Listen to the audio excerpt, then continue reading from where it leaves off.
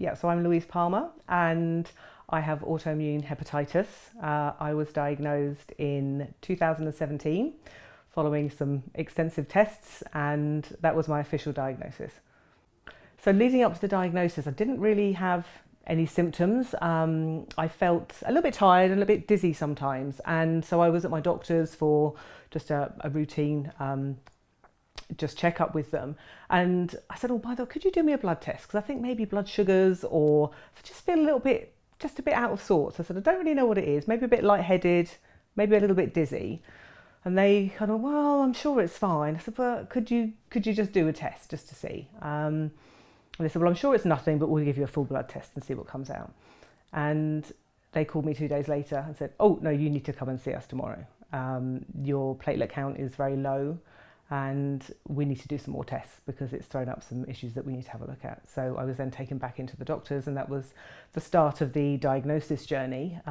They did some standard tests on viruses, just checking the blood, and then referred me to the local hospital with the haematology team, who then took on my case from there with more exploratory blood tests.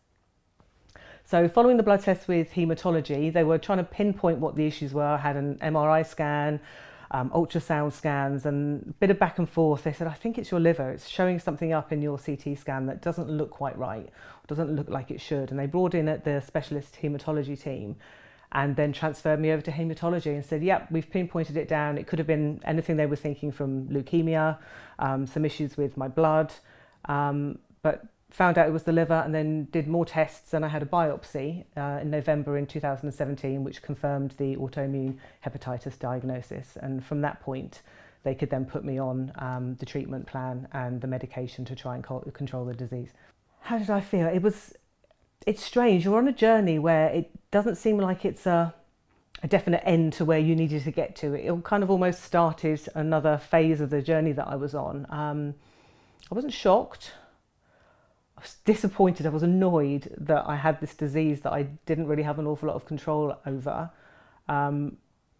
Upset, but upset for telling people. That was the hardest part, was telling my husband, telling my parents and my family, because it wasn't just me that would deal with that disease, it would be them as well. And as a family, we had other things we were going through. My father at the time wasn't particularly well.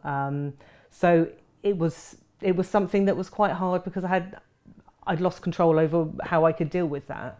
And so I kind of engaged in a bit more of a practical mode and thought, what can I actually do to help myself? I need to listen. I need to think about what they're telling me. I want to understand the disease, because by understanding it, I'll feel like I can do something about it that is within my control. So that's how I probably processed and dealt with it the most. The best way for me is to just try and understand it a bit more. So after finding out I had the condition, I was put on I think it's a reasonably standard form of putting you on steroids, and then hopefully the immunosuppressant drugs then take over and you have a maintenance kind of dose of those medications. It was a year after the official diagnosis, so December in 2018. I was working full time, I was out in a meeting in London, and I had a visceral bleed. I suddenly went, oh, I feel a bit sick. And I walked outside the restaurant I was at, and I lost about 2.5 pints of blood. My colleague who was with me, poor thing, said, what's happening? What should I do? I said, I think I'm bleeding internally, and you need to call an ambulance because I need to get to A&E. And luckily I was in central London. St Thomas's was very nearby. They rushed me in and patched me up, and I stayed there for a week just before Christmas. And it was at that point they first said to me, has anyone talked to you about a transplant? I think you're moving to decompensated liver disease. And at that point I went, oh, no one said that to me before. And that was a bit of a shock. I thought I could possibly evade that and not have to go down that route. But it became clear, especially after that episode, that it really was probably what I'd be looking at, even if I didn't want to accept it then. And things don't move directly. It wasn't like I was suddenly on the list a week later. So you do have time to process that.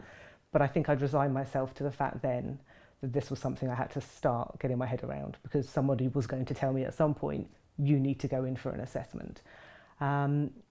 That assessment, I was quite stable after that. They changed my drugs and monitored me closely through my local hospital. And a new consultant came on board. It was around the time of COVID, so in 2020. and who just had telephone appointments. But he came on the phone the first time I'd spoken to him, kind of mid 2020, and said, "I've looked at your file. I used to work at King's. I'm going to send you for an assessment. I think you need to go there." I said, "Oh, well, it was muted before." And he said, "No, let's send you over." And within a few weeks, I had an appointment. And then I went to that appointment in December 2020 and had the assessment. And I was called 2 days after the assessment to say that I'll be put on the transplant list. So that was the 23rd of December 2020. So I think at that point, I thought, crikey, please don't do that before Christmas. I'd quite like to carry on with my plans. And luckily, I think at the time, I didn't get the call then. I had time to process that, think about what that felt like, get my bag sorted and think, right, I need to be just ready for this at any point. So that's how it took me to the transplant journey. So once I was on the list, I thought, oh God, it could be tomorrow. And I'd spoken to a few people. There's lovely groups that you can find through the British Liver Trust and some of the Facebook groups, the closed groups you can get to. I thought, God, some people have been called up within a week. I had my first call in March the following year, I think. I had 3 calls. The first one was, I think, 9 months after I was put on the list. Perhaps it was a bit later. So I was on the transplant list, and my first call came in May, which was around my birthday, 2 o'clock in the morning. I thought, right, I've got my bag.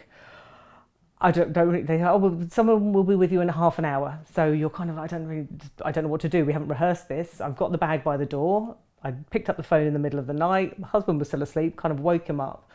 And the ambulance came, picked me up, and I phoned, we'd had a plan with my family. I phoned my mum whatever time of the day, couldn't get through to her. Texted my boss so that she knew I wouldn't be at work the following morning. She was fine. She said, you can do that. And then I was still trying to phone my parents at about 7 o'clock that morning. They were like, oh, our phones were turned off. So we learned a lot in that first call about how much stuff I took in my bag, which I really didn't need, how long you have to wait around. Get your communications plan sorted, because if you need to tell people, then you have a certain amount of time to do that. It's not a rush, but it was an eye-opener that first time. I think obviously some people go in straight away. That was my first call, and I learned a lot about what would happen if that had gone ahead. It didn't go ahead that first time. Then my next call was March the following year in 2022. And that didn't go ahead. That was a nicer call. That was 8 o'clock in the morning. But I kind of thought, right, I know what to expect now. I know what the ambulance looks like when you come in. I know what forms you have to do, what you need to take with you. My bag was half as full as it was before because I didn't need half the stuff I had. That didn't go ahead. So again, you then go back and you wait and your phone's on constantly. I got a call in August on the 23rd. So they were getting a bit closer together, and unfortunately that wasn't viable. And then a few weeks later, I then got the call, and I remember thinking, oh, do you know what? I think I'm ready for it now, because I don't want to do this again. I don't want to go into the hospital for the 4th time and then be sent home. It's such an adrenaline rush that you feel so tired afterwards that you're trying to prepare yourself so much for it. And that 4th time was the time that I was transplanted. I think the transplant journey, you resign yourself to going, I need my phone on all the time. So I always remember going to bed some evenings going, oh, not now, not tonight. I'm really tired. I'd like to sleep. Please don't let it be tonight.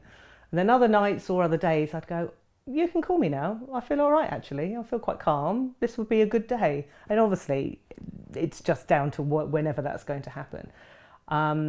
You learn a lot. I'd never been in hospital before. I'd never had an operation before. I'd had an anaesthetic to have a tooth out when I was 9 years old. So the only experience I'd had of hospital would be visiting people, which I hadn't done an awful lot. So for me, it was really alien to be in that environment. People were giving swab sticks to you and going, yeah, I don't know what to do with this. And then oh, this is for a pregnancy test. Right, fine. So that first time was a real learning curve for me on what you'd need to do as a patient. And then it's just it's a long process waiting around. You need to be there and present and prepared. So take a book. I listened to the Archers. I had music that I was playing, and I phoned a few people and just tried to keep as calm and as normal as I possibly could, until I knew that it was going to go ahead or not, because it's a very strange feeling when you do go in and it doesn't go ahead, because you're in your gown and those horrible socks, and you're ready, and they've done all of the tests, and you've got a cannula in, and you're ready to go, and then you could be walking into that theatre, or they come in and go, oh, it's not going ahead. So you go, oh, okay. They take your cannula out, you get changed, and they offer you a cup of tea, and then you go home, and then everything's back to normal within minutes. And that's a very strange thing to deal with, to be on that kind of apex of going one way or another. And the fourth time it was the other side of that, which was just a very different experience, but it's turned out very well. So life after transplant, life before transplant wasn't too bad. I tried to stay as healthy as I could. I'd say to anybody, just listen to your body as well, and don't feel like you need to try and prove anything, but I tried to stay healthy. I tried to eat well, and if I was tired, I rested, but I didn't let myself get into a routine of not doing anything. I worked full time up to that point of the transplant. And afterwards, it's a case of just for me, taking the recovery slowly and not trying to do too much. And I'm not a person that likes to not do anything, but actually I found that I was disciplined in that, because it gives you the best chance of getting better.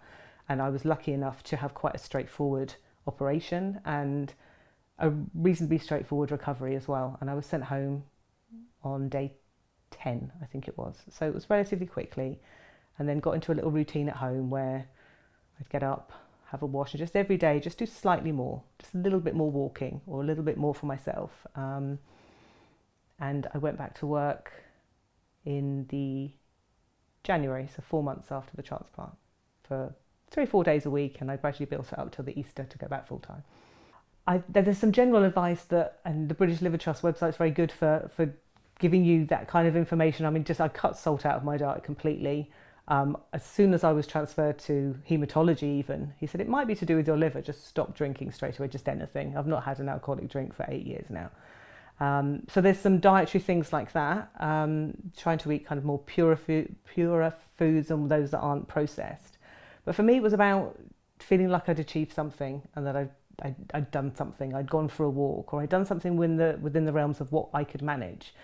I've got a dog, and just making myself go, we need to go out for a walk. And there was it wasn't a massive hill. I'm saying it's a big hill. It was reasonably steep. We used to go up to the top, and I'd stand there and look over Surrey and go, this is a nice place to be.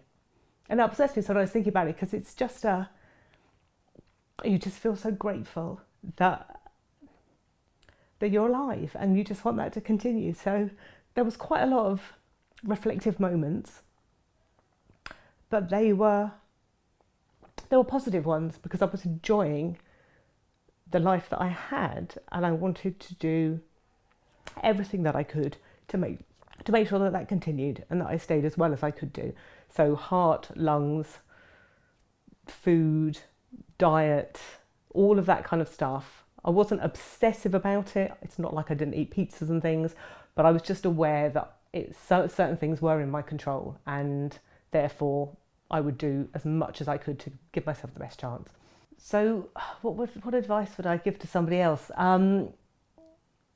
There's a lot of information out there. There's a lot of general information, and some bad information as well. And the Google thing, it's not your friend unless you're going to reputable sites where they do know what they're talking about.